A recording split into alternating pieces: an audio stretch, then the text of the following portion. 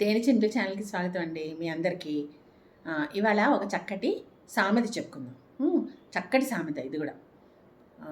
అన్నీ ఉన్న ఆకు అణిగిమణిగి ఉంటుందిట, ఏమీ లేని ఆకు ఎగిరెగిరి పడుతుందిట. అంటే విస్తరాకు తెలుసు కదా, పూర్వం భోజనాల్లో విస్తరాకులు వాడేవాళ్ళు, అరిటాకులు వాడేవాళ్ళు కదా. అవి వేసినప్పుడు దాని నిండా కూరలు, అన్నము, పప్పు ఇవన్నీ పెడితే అది ఉంటుంది. లేదు అంటే అవి ఏమీ వేయలేదనుకోండి, ఇంకా ఏమైపోతుంది, ఎగిరిపోతుంది గాలికి కదా. కాబట్టి అన్నీ ఉన్న ఆకు అణిగిమణిగి ఉంటుంది, అలాగే భూమి మీద నిలబడి ఉంటుంది.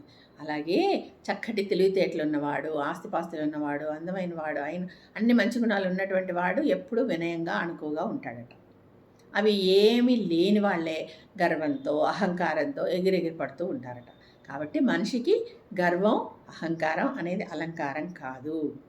మనం ఇదివరకే చెప్పుకున్నాం కదా, వాక్భూషణమే భూషణం. మనం చక్కగా మాట్లాడితే అదే మనకి గొప్ప నగతో సమానం. కాబట్టి మనం ఎప్పుడూ కూడా అందరితో వినయంగా అనుకోగా ఉండాలి అని అర్థం అన్నమాట ఈ సామెత. అర్థమైంది కదా. ఇంకో సామెత